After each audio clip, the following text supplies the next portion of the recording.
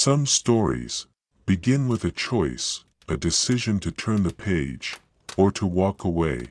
But what if the story chooses you first? Tonight's tale is not just about a book, it's about truth, curiosity, and the fine line between reality and the written word. So dim the lights, take a breath, and whatever you do, don't skip to the last page, because this story is already watching. The book was just there, sitting in the center of his desk, like it had always belonged there. He didn't remember placing it. Didn't remember buying it. Didn't even remember owning a leather-bound journal of that size, but here it was. Waiting, the room was quiet, unnaturally so. Only the soft hum of his desk lamp filled the silence. He leaned in. Slowly. His fingers hovered above the cover. The leather felt old. Worn. Like something passed down, not purchased. He opened it. The first page was blank, but then, even as he watched, words began to appear. Letter by letter. Ink forming shapes with a whisper. He stepped back.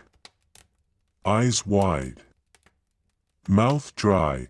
It wrote, Ethan Lockwood, July 22nd, 2025, 8:43 p.m. His heart skipped. That was his name. That was tonight. That was now. He read further. Ethan hesitates. He considers closing the book, but he doesn't. He reads. And reads. He closed it. Hard, backed away from the desk. What the hell was that? He tried to sleep. He couldn't. He tried again the next morning, to ignore it, to pretend, but the curiosity gnawed at him. Like something alive, 9:13 a.m., his phone buzzed, unknown caller. He stared at it. That detail, 9:13, had been in the book. He didn't answer, but the buzzing stopped, only to start again. 3 seconds later, he picked up, Mr. Lockwood?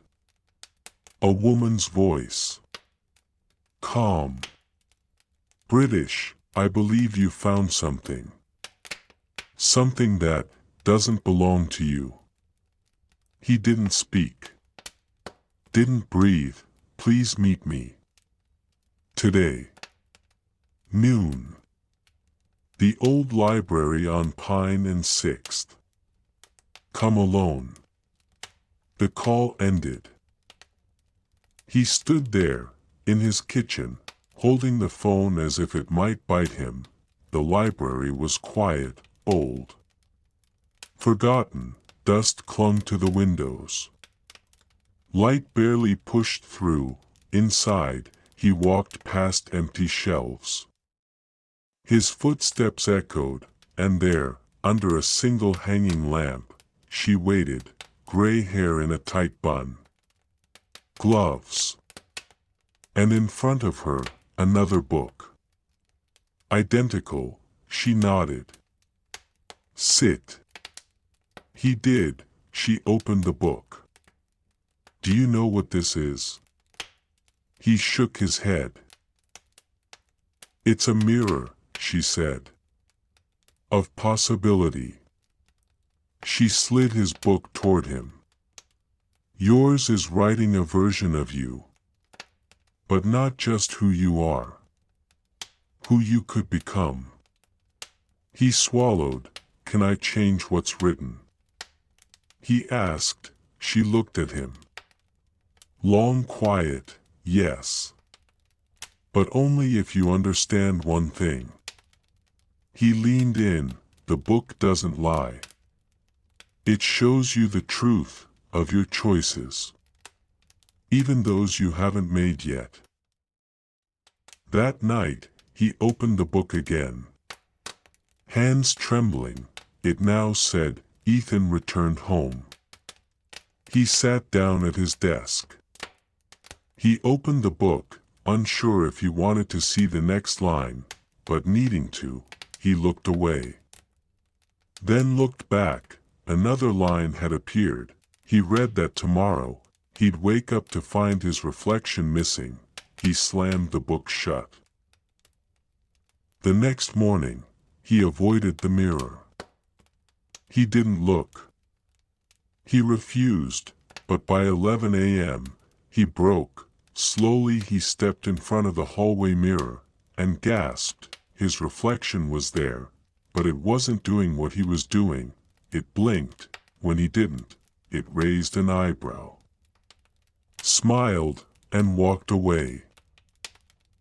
He returned to the book, tore it open, blank, page after page.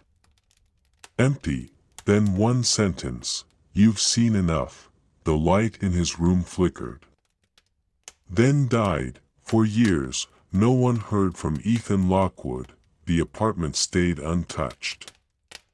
The book stayed closed until someone else moved in and found a journal, sitting perfectly centered, on the desk. And you, what would you do if a book began writing your life? Before it happened, what if the pages vanished? But the phone still rang. Thank you for watching. If this story made you pause, or made you wonder what's real, subscribe. This is only the beginning.